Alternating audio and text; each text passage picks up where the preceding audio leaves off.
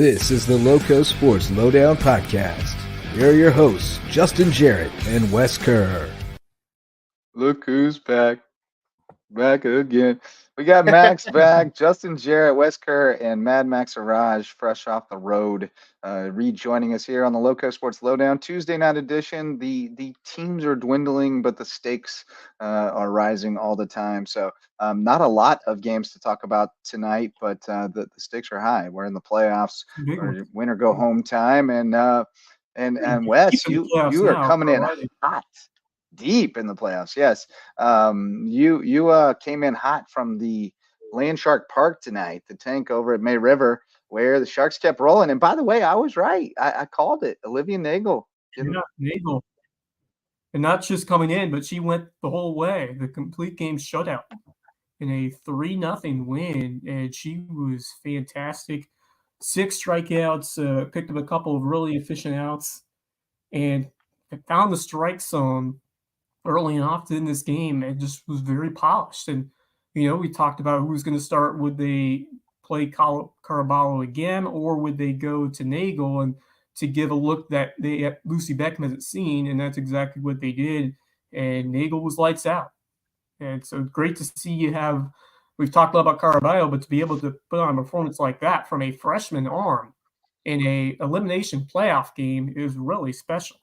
And she was on form.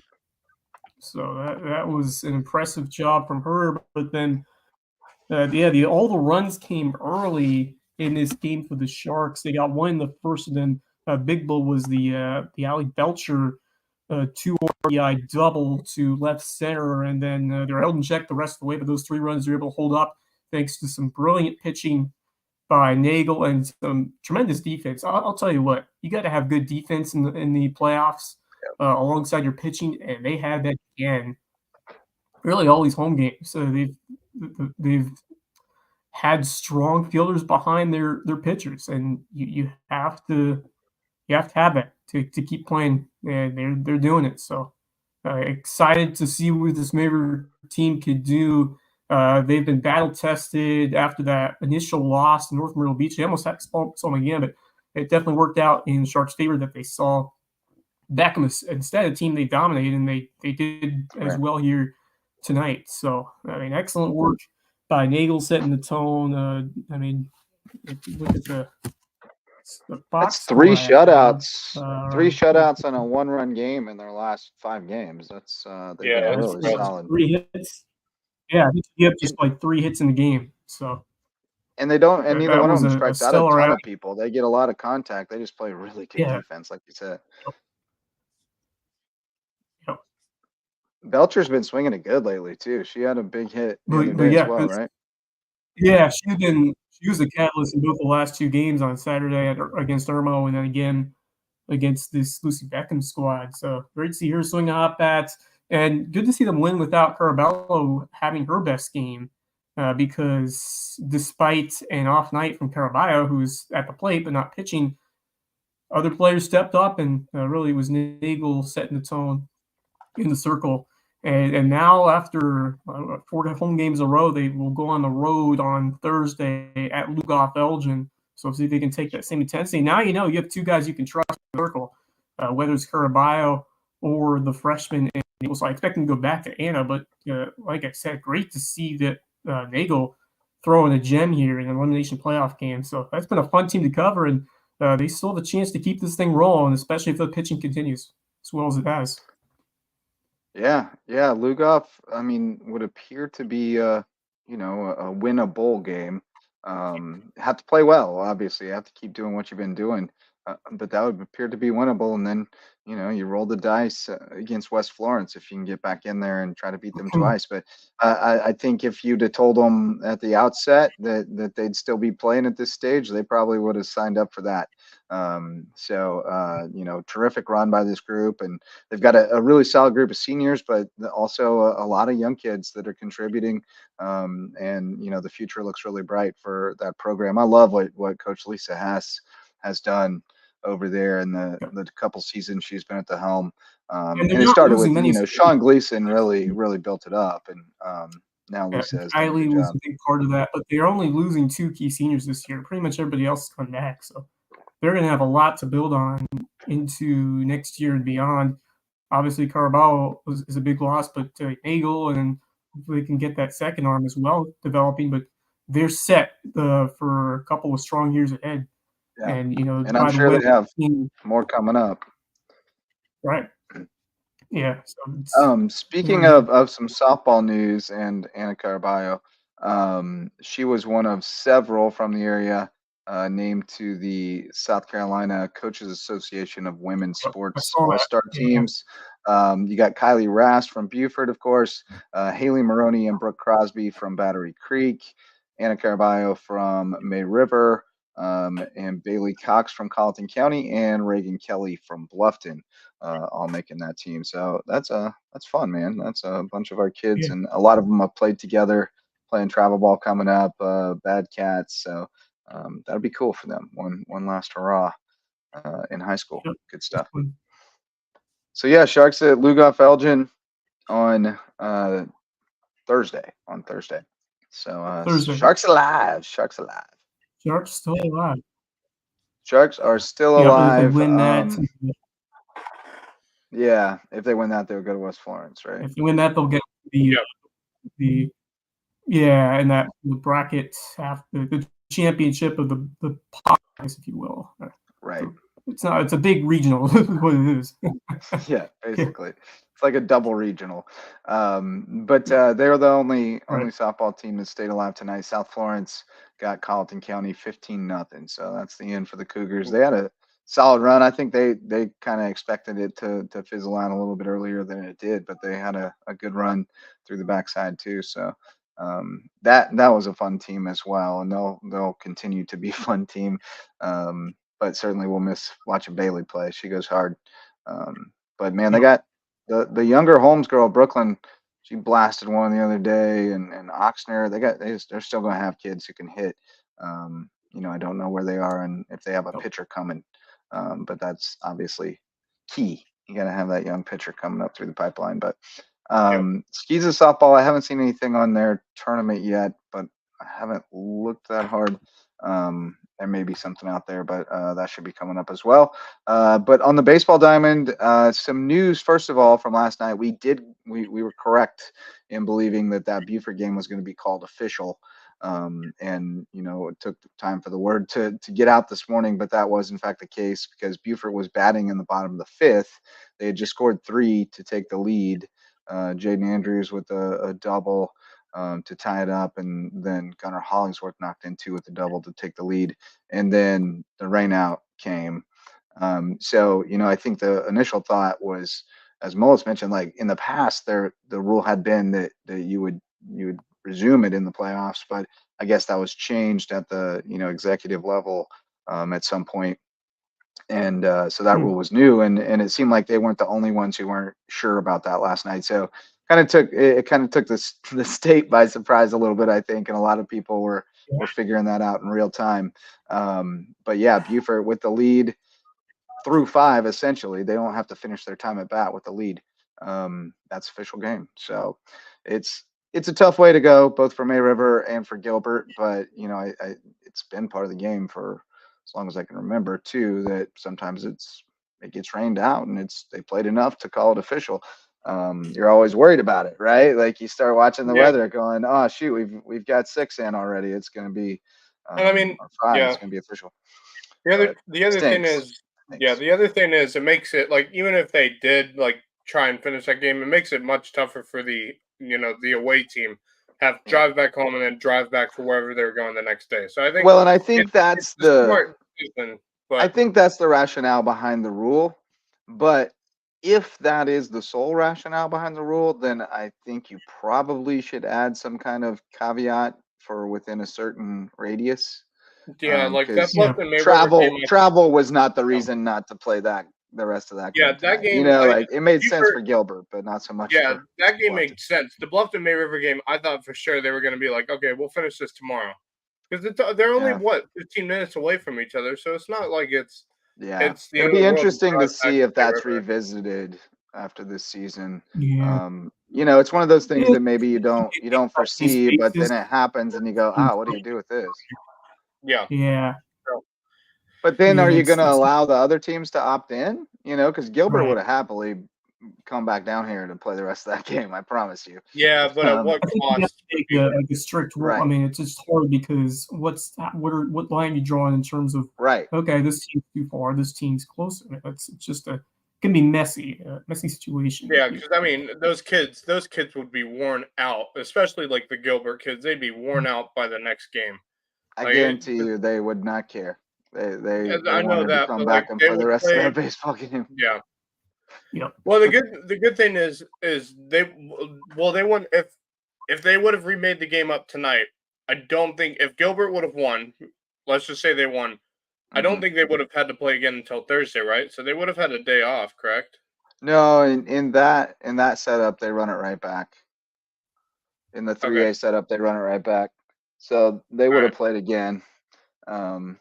And especially in this case, even if it was set, because the lower state tournament starts Thursday. Like we got to have it all set by Thursday.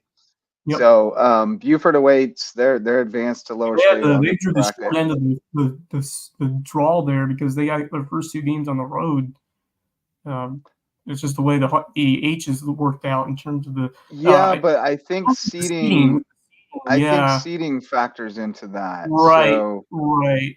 So if you, it depends on. That's true. It just depends on what teams advance. So Buford has a 2 seed. Yeah. If it's Waccamaw, they'll be on the road. But if Brooklyn Casey were to come through, then I think Buford would get it. Right. So the H is just if the seed is the same, then that determines the host. But then the seeding has precedence in terms of that makes sense. I believe so. That's the way it's been in the past. That it's one of those things again that could come up for a vote anytime, and I might not have seen it in the fine print, but in the past it has been that the seeds held through. And so if you were the higher seed, if both are the same, then the H is just the coin flip basically. So it could go either way. I don't know who. Looks like Camden came out of the 1 district and. Hanahan and Dreer are probably playing tonight, I guess. So we'll have to see who got that one. That would be interesting if Hanahan gets in there and we could have another Hanahan Buford brouhaha. That could be fun. Let me check on Hanahan. I think I got him on here. No, I don't. But so Buford's through. Everything's lined up for them. I mean, we said all season that look, the pieces are there. If they can get the thing running, the way it's supposed to, this could be interesting. But and it will be Hanahan, by the way, who came through. They beat Dreer again. So Hanahan coming out, 2 from Region 8 3A. Camden's always very good, and they kind of breezed through. They only allowed 1 run in their district tournament. That's impressive. And Waccamaw and both Waccamaw and Brooklyn Casey are tough. So they'll have their hands full in that first game. But man, their pitching will be all set up. They had 3 CGs in the district, which is about as good as it gets. Malcolm Webb and then Gunnar Hollingsworth and then Dylan Ross last night. So they're all set up. Should be fun. See if things keep it rolling. What else on the baseball front? Not much. We got a little Skiza. Well, we got a little Skiza actually. Hildner Christian finished their game off, and remember they were in some peril. It was 2-2 top of the 5th when the rain came, and they pulled away 8-5.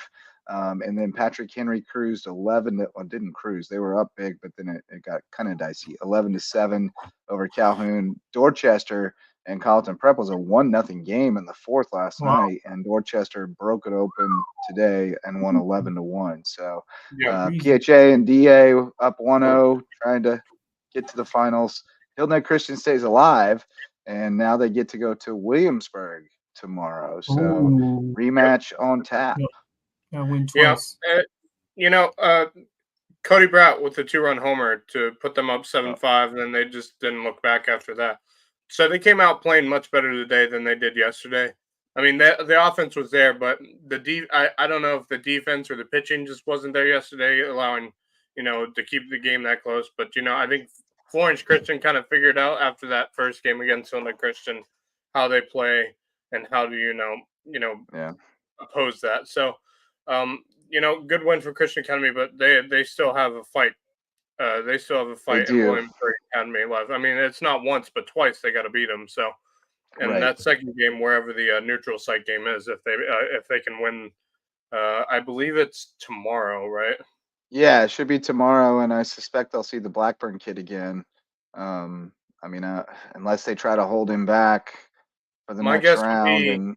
My guess would be Zane Wilson will pitch tomorrow for them because he's on enough rest, I think. So he'll probably start for Helmet Christian.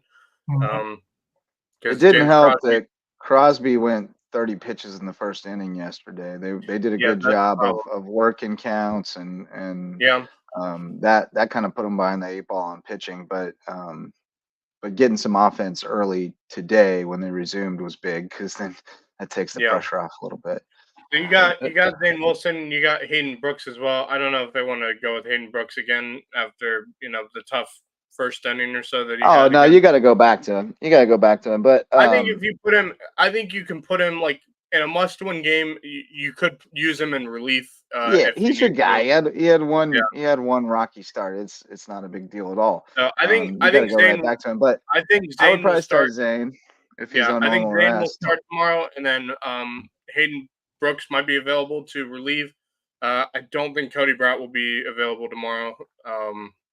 I'm trying to think how many pitches he had today because I think he pitched for them to finish off the game. Let me take a look here. You got to go with one of your strong guys, and you have to win one to get to the next one. So right. I think if you got to throw both Wilson and Brooks to get through the first one, you got to do it, and then worry about tomorrow. Yeah, Bratt had 50 pitches today. Yeah, I think that's over the 2 days threshold, so that would take him out for the rest of the. So, he won't be available probably tomorrow, but you got Wilson, you got Brooks, you got other players, you got Dylan Clark as well. If you need to use Dylan Clark as a pitcher, because he can be pretty good whenever he's Mickelson, on the mound. You got some guys. So they got options. Like they have depth there. It's just can they keep Williamsburg from scoring first? I think that's the main thing. Get on board first. Because this team scored 5 runs on you, and you just could not come back from it. So you got to keep them at bay in the first inning. I especially believe in that on the road. I feel like you get to hit first, set the tone, get one on the board, and set the tone. Give your pitcher some confidence. Let your defense play. We've seen them lose to teams and then come back and beat them, obliterate them at times. We watched them do it, like we've said, we watched them do it against Hillnet Prep. They lost to Hillnet Prep in the first game, and then that second game, they obliterated them, and just did not stop, on the offensive side. So they know how to fight back, and they know how to learn from whatever mistakes they made in the loss against Williamsburg. So I think it'll be a much closer game, but again, that Williamsburg team is no joke. So I mean, it's gonna be a dog fight for that game for Christian Academy to keep their season alive. Yeah, it is 2 days rest, so he's down. They got to get through to the finals to get him back in there. But Hillnet Prep is sitting waiting for PD Academy tomorrow. PD beat Orangeburg in the rematch, so that was what we kind of expected would happen. Great run by Orangeburg, but I think they just ran out of gas. But PD coming to town. Hillnet Prep was able to avoid them the first time around, so it'll be first look at them. This will be a test. If I'm Prep, I'd want to get that first one. I don't want to go to the if game. Well, yeah, I mean, if you get that first one, you're into the state championship series. I mean, they're going to want to get that first one, but something tells me PD is going to try and get this to 2 games. I think they could. You think? You think they might try that? I think they will. I honestly think they will, but it all depends on who's pitching for Prep tomorrow. I think it. Who pit? I guess would Standard be available? I'm sure it's Perky. I'm sure Perky's going to be the guy. Okay. He's been solid. I wouldn't think Well, Stanyard. it also depends on what. Yeah. Oh yeah, Stanyard's good. He's good, but it's Perky's turn, and he's solid. And you got Stanyard available too if you got to put him in. So I mean that's really good for prep. And the other thing is, what pitchers did PD use tonight, and how many pitchers did they use? Right. To beat Orangeburg prep, and I can't tell you because my game changer doesn't let me see stats anymore. I don't know what happened. I'll look it up here while we keep talking. But yeah, I mean that's going to be based off of who's available for PD on the pitching side, because I know they have some depth of pitching, and they have a good offensive team too. So I mean, it's gonna be a good fight between them and Helmet Prep. But I think it'll go 2 games. But I think ultimately Prep could be. I mean, they have the upper hand, so I think Prep will get into the state championship series. Could be. That'd be wild because this was not the year I think that Wells expected it as much. But you know, he also he was prepared to hang it up after last year, and he told me in the off season that he just really liked this group of kids so much and wanted to do it again. And I think you know you're kind of seeing why, because they're a scrappy bunch, man. They play hard, they play the right way, they bought in. And you can see why he enjoys coaching this group. But all right, boys. Yeah, what do you got? Tonight. So PD had 4 pitchers throw tonight, but they're all under 50 pitches. So well, under 50 is not really relevant. Are they under 45? Right. 3 of the 4 are under 45. One hit 45 pitches. So okay. So if you go over 45, you're not eligible tomorrow. Yeah. So they have. So 3 of the 4 pitchers they pitched tonight will be available tomorrow. Well, no, they're not available tomorrow. I'm sorry. Would over 30 is 1 day rest. Right? Over 30 is 1 day rest, so they wouldn't be available tomorrow, but they would be available. So if they're at 30 pitches, are they available to go tomorrow? Yes. Yeah. Okay, so they have 2 of their 4 pitchers available for tomorrow. Okay. So they only bring 2 for tomorrow. Again, but then the other 2, if they're under 45, would be up on Thursday. So there's a lot of factors in play. There's a lot of math involved these days in baseball coaching. What the playoffs are, man. I love it. But it's hard to manage them well. I mean, you really have to have a good sense of. Yeah, you gotta have the right coaching staff. I envy their jobs. It's hard. It is hard to. It's a lot to keep track of. Yeah. Yeah. But hey, that's all the baseball and softball. Let's shout out some sponsors, MVP sponsors of LowcoSports, our biggest supporters, and it starts with my wife, Megan Jarrett, the official realtor of LowcoSports. She's with Keller Williams of the Lowcountry. She'd love to help you find a place in the Lowco, or maybe upgrade to a bigger, better place. And the Lowco real estate market is ripe right now. Great time to get in. Call on Megan Jarrett from Keller Williams of the Lowcountry, official realtor of LowcoSports. Homegrown Home Inspections is our official home inspector. Jan Lucas and his team are the best in the biz at making sure that home is the right one for you and it's well built. And if you're having building a new home, you got to have that phased inspection. They'll check in every step of the way, make sure it's being built right. Call on Homegrown Home Inspections. Mickelson Law Firm, official real estate closing attorney of LowcoSports, our original sponsor and presenting sponsor of our Hilton Head Christian Academy coverage. Saw the Mickelsons at the ballpark tonight at Oscar Frazier. Had the big softball playoff game tonight. Unfortunately, the Diamond Dogs got the electric Eels, but we gave a great fight against a really good team. But Mickelson Law Firm, love those folks and all they do in our community. Call on them for your legal needs. And hospice care of the Lowcountry, official hospice provider of LowcoSports, only not-for-profit hospice in Southern Beaufort County. They provide all kinds of great services to help make the end-of-life experience better for everyone involved, because in hospice care of the Lowcountry, it's not about dying, it's about living. Those are our MVP sponsors. Let's talk a little soccer, boys, because boys soccer, in fact. Skiza boys got started tonight. Pretty good night for the Lowco. Only one went down. Hilton Head Prep boys lost 8-0 to a really good Pinewood Prep team. But John Paul II with the 3-2 road win over Wilson Hall. Hilton Head Christian Academy kept cruising 8-1 over Northwood. So they're both through to the semis. Buford Academy boys went on the road and beat Thomas Sumter 6-1. Coach Leslie was fussing on Twitter. They had common opponents. BA won their region. They had common opponents, but Thomas Sumter had tied once and lost 9-1 once to the team, and BA beat them. And BA got sent on the road, but they come home with a 6-1 win. So they'll face Christian Academy Myrtle Beach next, I believe. And Patrick Henry boys with a 6-1 win over Dillon Christian. So I'll get our Skeezas soccer brackets up here, and we can check those out. Yeah, that's a good win by JP2. I believe that's a pretty big upset too against Wilson Hall on the road as well. I mean, it was a 3-2, whatever that means. Never easy doing on the road. No, it's not. That's but a team. It wasn't much of an. I mean, I guess it was a little. Yeah, I was thinking about BA. It wasn't much of an upset.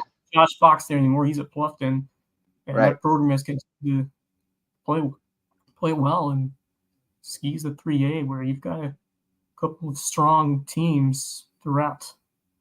So never easy. So good job there, JP2. Like Christian Academy have an excellent season and take care of business at home. So they are both primed to do some big things going forward, and only a pair of wins away, I believe, from state championship.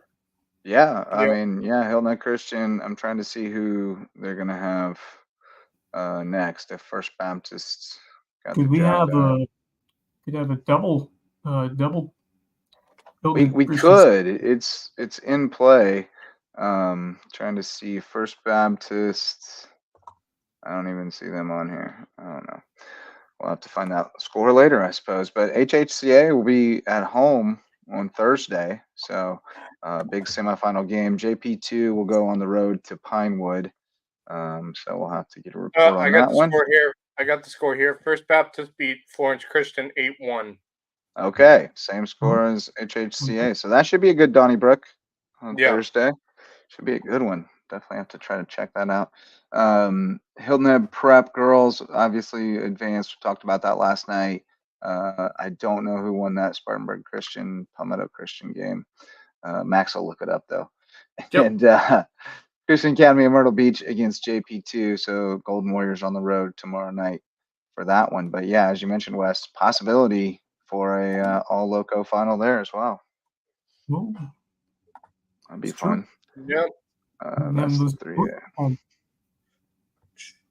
Have a doubleheader in the Lowco. That would be fun.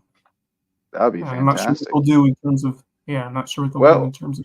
Well, we got a precedent now, don't we? Right, we do. We had it the hoops, and I feel like that set an important precedent if we want to get one in our backyard again. There's your 2A boys bracket. BA advancing tonight. I'm assuming they'll face Christian Academy Myrtle Beach, and hopefully they can get through that and see who awaits in the finals. In the girls, BA tomorrow night at Cambridge Academy. Holy Trinity at home tomorrow night against Charleston Collegiate, and potential all Lowco final there as well. So yeah, Lowco looking good. The illustrious 5-team bracket, state tournament bracket. Gotta love it.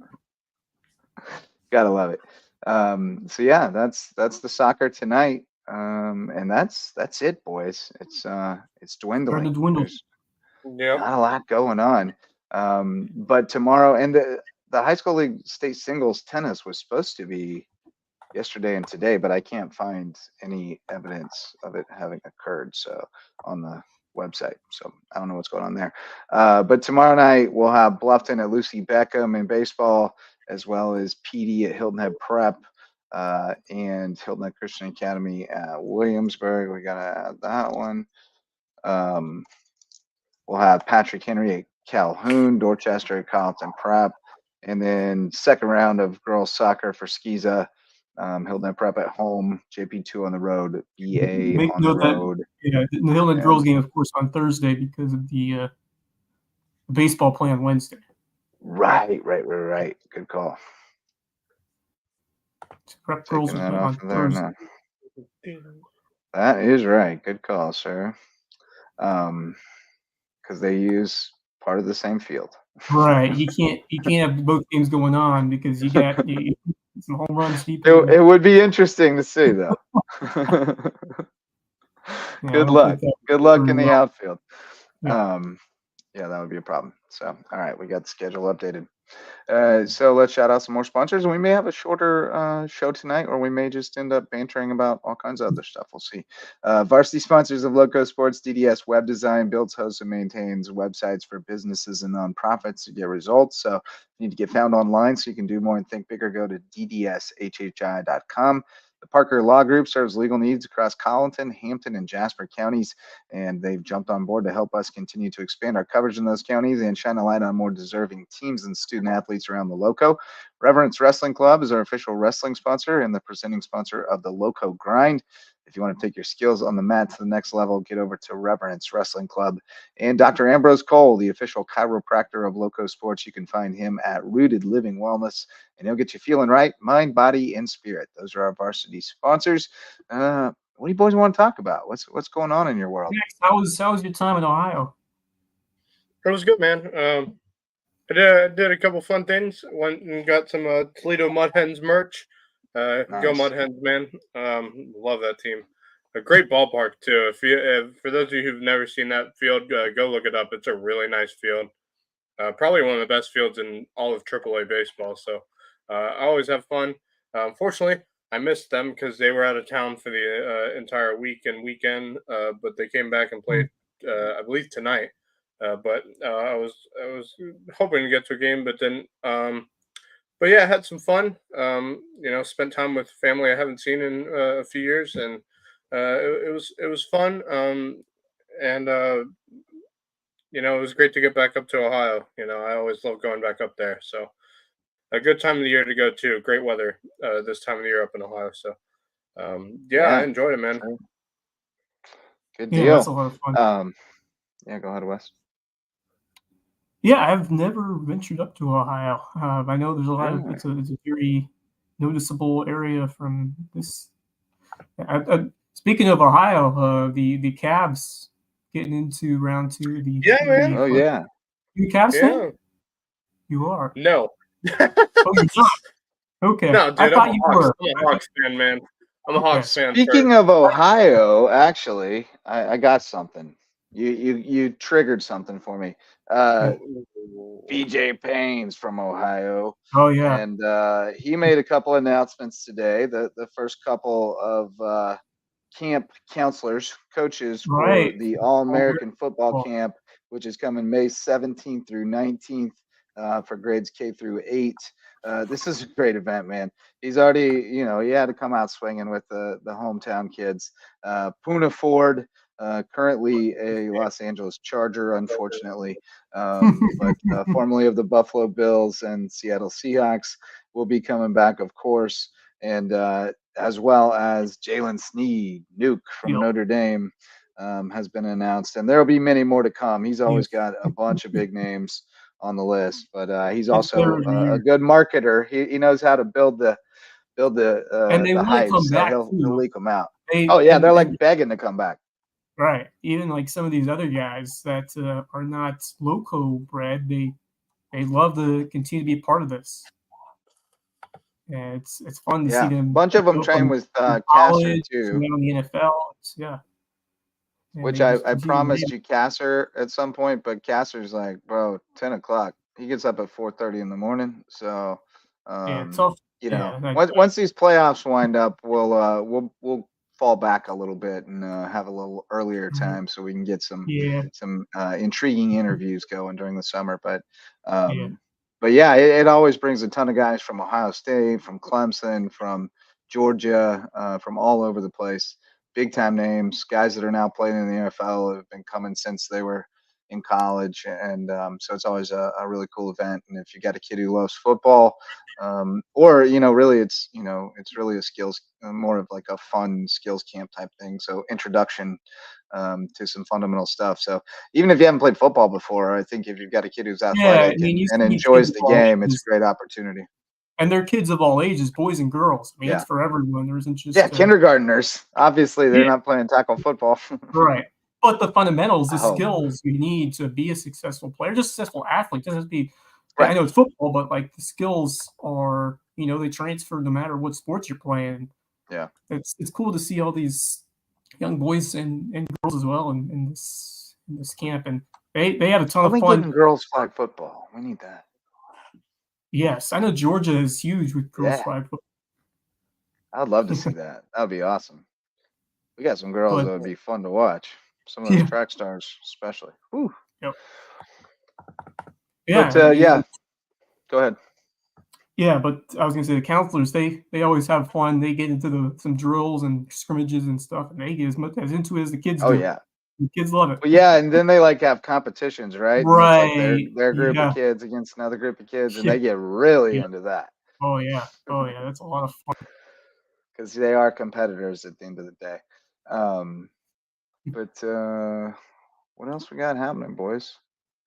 Hockey playoffs have been good. Had some good 7-gamers. I know you guys are hockey guys. Yeah, man. You a Bruins guy, Wes? No, you're a Hurricanes. I'm watching an overtime game right now between Carolina and New York. You're a Hurricanes guy, right? We're 4 minutes left in overtime. Yeah, I'm a Hurricanes dude as well. Yeah. Oh, you are? Because the Thrashers no longer exist. Yeah, Thrashers are no more. Yep. Hey, you never know. I've heard rumors that Atlanta's trying to get a hockey team back there, so we'll see what happens. But yeah, I do love the Hurricanes, man. I've been a big fan. Even during the time of the Atlanta Thrashers, I was always a huge Hurricanes fan. So I always enjoy watching it. Yeah, they're playing a good game right now. Yeah, we're deep into overtime.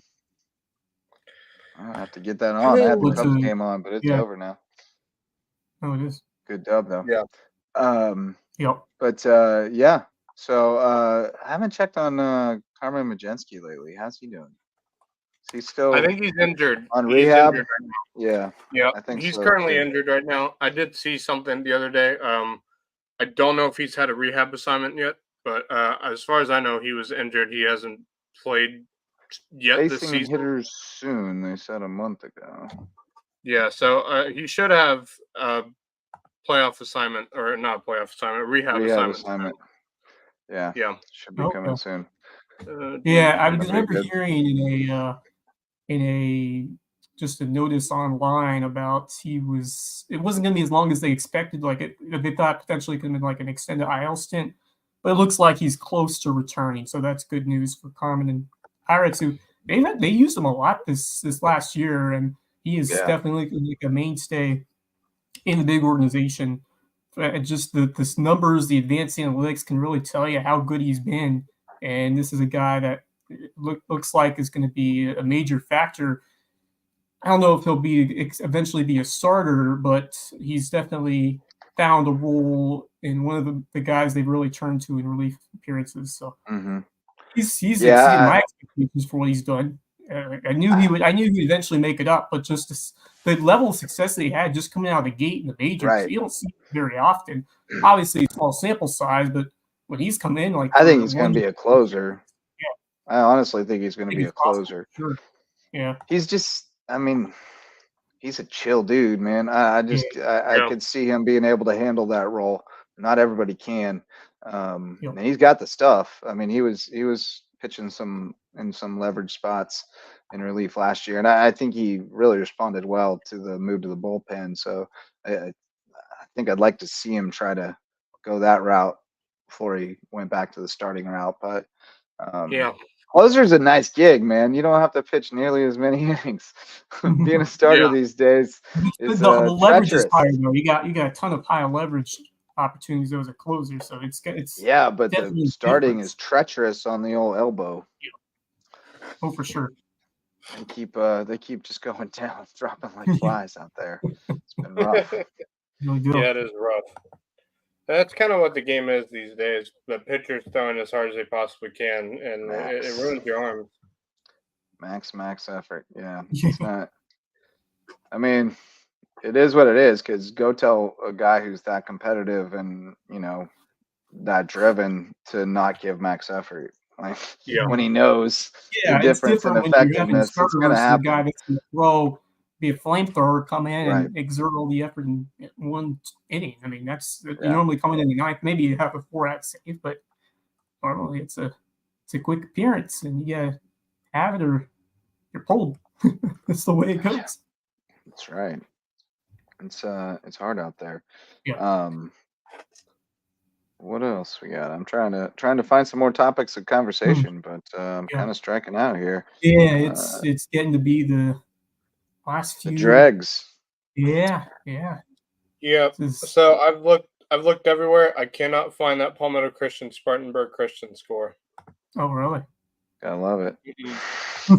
He's a baseball. Well, wait, hold on a second. Oh, that's soccer. That's soccer. Oh, soccer. Okay. Yeah. Yeah, skis in general, it can be difficult to track down all the scores. Some schools, I will tell you, especially for football, when I've been working with just rounding up stats for red zone, for prep red zone, for other work I've done, you really have to dig sometimes to find those stats. Thankfully, there's a lot more resources you can use now, but it's still fairly taxing sometimes to find everything that you need compared to what you have at high school league setting. Now it's fun. There's always some diamonds in the rough in terms of Skiza, which is cool, but it's it's definitely different. But as we've seen, Tonio Banner, not just him. You have a local example, but you've got guys elsewhere who are tremendous athletes and can absolutely step into a smaller to a higher level college setting. Oh yeah, and that's the cool thing about it. Yeah, Theron Cannon's still going. There's a bunch of dudes out there from the Malik Frost just graduated from Hampton Sydney. That was cool. Nice. Now there's a bunch of guys out there playing from the Skeezer ranks. Speaking of football, did get confirmation because I know we had mentioned it at one point. Jerry Hatcher officially rehired at Whale Branch. He is still the head football coach there. There was he had and in case people missed it before, he had opted for retirement, and this is a common practice. You retire and then you reapply and you get your state pension and you draw a salary, right? So, but you got to reapply for the position. And so that's why, he had to go through the process, and they had to open it up and all that, and with it being a public job. So, so Jerry Hatcher's still the guy. And I'm told that he's got some additions to the coaching staff. So excited to see what they can do out there. Zoe Allen, is one of the big dogs coming back. I'd love to see Jermon Bowers continue to develop as quarterback. I liked what he brings to the table, and they're always going to have athletes. So it's going to be fun to see what Whale Branch does. They'll be up in 2A now, though, right? So, with Hampton, that'll be a fun little rivalry. I'm looking forward to that. Yeah. And also looking forward to Richland versus Hardyville in 1A. That's a fun rivalry coming back with the split. Being all the way split now. So that'll be cool. But we'll be talking football soon enough. And it feels like we never stop talking football in some regard. Never really is. Always like, not really. I mean, there's like recruiting stuff. Players on the move, and then you get then before you know it, you have spring practice. You get 7-on-7s. So that's all coming up soon. Yeah, transfer portal opens soon. Yeah. We'll see how. Not in the college to a transfer portal, but you have spring ball, then you get 7-on-7s, and then right. Well, I just meant new school year. Yeah. There's always some people who are always in new schools for various different reasons. So that's always interesting to see how that shakes out. But excited for Bluffton football next year. Aiden McCarthy and Carnell Warren are going to be a pretty fun combination to watch. Interested to see how much losing Kharkov impacts things there, but I think it'll be okay. May River, I think, bounces back this year. Obviously, Beaufort is always going to be a factor. Samari, watching him for another year, that's going to be a lot of fun. So, Skeezer ranks, Tonio Banner's just a blast to watch. Hilton Head Christian should be solid again. Excited to see if Hilton Head Prep can take a step in the right direction.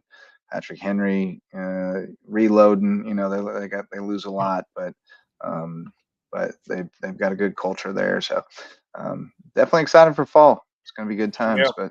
But we'll have some all-stars, the Diamond Youth Baseball. It's not called Dixie anymore. Diamond Youth really? Baseball All-Stars. Yeah. Nationwide. Nationwide in 11 states. They made a Diamond Youth Baseball, which thank goodness, long overdue. Yeah, I agree. And so that'll be fun. All-Stars. We got what used to be called the Dixie Boys. I guess it's the Diamond Boys now. The 14 and under and 13 and under World Series will be in Buford at Burton Wells this summer. Nice. So we'll have plenty of stuff going on. Yeah, I always enjoy those All-Star tournaments. Those are blast. Those are fun. Yep. Yeah, I loved when I played Dixie Boys baseball, man. It was always fun. Yeah, it's good times. Good times. Just repping your town, that's a cool thing. That's always a fun thing. It's meaningful. So hey, the Lowco Booster Club helps keep us going, and we've got the Court Lifestyle Pros. Daniel and Debbie Court are with Charter One Realty. They're Lowco natives, and they want to bring you home to Hilton Head Island. Revive Rehab Women's Health and Pelvic Floor Physical Therapy is where you can find Dr. Allie and Dr. Jen, and they specialize in helping new moms get back on their feet. Eagle Creations has promotional items and custom apparel and just about everything else you can imagine. If you go to one of those promotional websites where you buy all the junk to promote your business, they got all that stuff at Eagle Creations. Go over to Argent Boulevard and see what they can do for you. And Jay's Barbershop is the place to be in Ridgeland. Whether you need a haircut or not, you can stop by Jay's to get some great conversation and leave looking stylish. Downtown Ridgeland, Jay's Barbershop, and Barefoot Floor Care of the Lowcountry. They'll get your floors so clean, your feet will thank you, and you'll thank Chris Odom, and you'll thank us for referring you to Chris Odom and Barefoot Floor Care of the Lowcountry. That's the Lowco Booster Club. Gentlemen, you want to shout somebody out tonight? Wes, who you got, buddy? Yeah, I'll start. I'll go. Well, I think an easy choice tonight, and it's Nagel, the guy, the young woman you predicted would be on the circle, not just starting, but going the distance, complete game shutout, and the best I've seen her look. Although I haven't seen much of her this year, but she was dialed in. 6 huge strikeout, but a really efficient outing, and certainly had some extended at bats. And give credit to Lucy Beckham, made her work for it, but she delivered the entire way for a team that needed to find someone to carry them to a potential game on Thursday. I mean, it's all hands on deck, and you got to find a way to survive and advance at this point. And Carmelo did the job on Saturday, and now it's Nagel who does it here tonight. So she, especially for a freshman, she looked poised. She was ready for the moments and embraced it. And she carried a lot of the load last year as an 8th grader. And she did. And that's worth noting. That's worth noting because now going into an even bigger spot. Yeah. Season on the line. Yeah, she won't be fazed by it. I mean, I don't think she will. She's a tough kid. She's played a lot of ball. She knows what's going on out there. She's a good player, really good player. They're in good hands with that young group. Max, who you shouting out, man? I got 2. First one is Cody Bratman. Coming in clutch for them tonight. Pitched 2 2/3 innings, 3 hits, allowed 2 runs, and then after allowing those 2 runs, shut them down with 4 strikeouts, only 1 walk, and then on the other side he hit a 2-run home run to give them the lead, and they never looked back after that. And then the other one is Roman Coella for them tonight. In this game, over the 2 days that they played this game, he was 2 for 4 with 4 RBIs. That's real impressive by the starting catcher for them. So, 2 he's guys really good behind the dish too. Oh, he's really good behind the dish. Yeah. So, 2 guys stepping up for them, coming up clutch for them, in a 5-5 game, they end up winning by 3. And now you got to go play and win the next 2 games against Williamsburg. Yeah, man. I wouldn't count them out by any means. That Blackburn kid's pretty tough, though.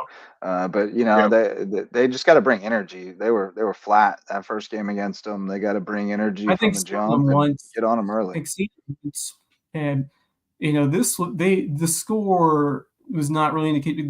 They almost broke through a couple of times. I was on the call with Javon, and they were just a hit away from. I thought once they loaded up the bases, this was going to be the turning point. Yeah, and then twice they had the bases loaded middle of the order. Double play to center, which was just a base running mistake, which ended up doubling off that runner. That was just a really tough way to see that inning end. And you just if you pick up a couple more hits, it's a completely different ball game, and you maybe are at home tomorrow. So and it was 3-1 for most of the time that they were threatening too. It was like every inning for a while there they were threatening and just couldn't get anything across. So no, I think they got a great shot to win one tomorrow, and if they win one tomorrow, then it's anybody's guess on Tuesday or on Thursday, and I think they have a real good shot then if they can get through that first one. So I like that. I'm gonna give my shout out going back to last night. Oh, by the way, the 2-day thing made me laugh because I was thinking about it. It's like a cricket test match, all right, let's break and we'll be back tomorrow evening to finish this one up. But no, I was gonna give mine to Gunnar Hollingsworth going back to last night. And it's kind of a not a lifetime achievement, but kind of a cumulative thing here over the last couple of weeks. He's been really good. He pitched tremendously in that game against Gilbert the first time around. He's been really solid, wherever they've called on him, and he's swinging a good bat. Big hit last night, 2-run double. And I got a soft spot for him because I played some men's league with him. And he's a tough ball player, just tough-nosed ball player, gets after it and plays hard. And so I wanted to show him a little love because he's kind of been an under-the-radar guy for them this year, but he's been a huge role player, especially here late. So Gunnar Hollingsworth, my shout-out. What are you boys getting into tomorrow night? I'm going to do the prep. Yeah, I'm going to Hilton Head Prep. See them go up against PD, which is to make it into the championship series. All they got to do is win one. I mean, obviously, if they lose, they would play the next day at a neutral site. Right. Yeah, neutral. That's red. Yeah. So hopefully they don't have to go there and get it done. But that's not going to be easy. PE's going to come in hungry, obviously playing for their season. And Prep's going to have to get a good start from whoever they throw out there on the mound. And defense got to execute behind them because that's really different. When Prep plays good defense, it's hard to beat them because they're going to find chances to score at the plate. And they're a scrappy team. So I'm free tomorrow evening, so I think I'm going to try to get down there and see that too. I wanted to get down there Monday, and it didn't work out. But I'd love to get down there and see that game. That'd be a good game. That's about it in the area, right? Yeah, that might be the only game where all three of us are going to go to tomorrow. So Holy Trinity Girls Soccer is at home as well. Oh, that's true. But I think I'll say I got to see what time it starts. Might be able to get there. Yep. All right. So that'll do it for tonight, boys. We'll see if we can't get some more friends to come hang out with us tomorrow night. It was kind of a chaotic evening. I had my conclusion of my softball game that was halted in the top of the first last night, and then baseball practice. So I was coming in hot. Wes was coming in hot from the tank.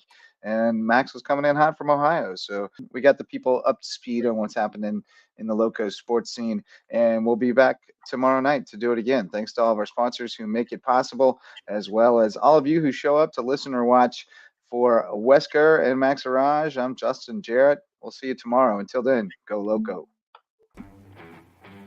The Loco Sports Lowdown podcast is a production of Lowco Media LLC and LowcoSports.com, an independent media outlet providing grassroots local sports coverage in the South Carolina Lowcountry. We are sustained by community support from sponsors and patrons like you. Get in the game with a monthly pledge of $1 or more at patreon.com/LowcoSports to keep us going and growing. Go Lowco.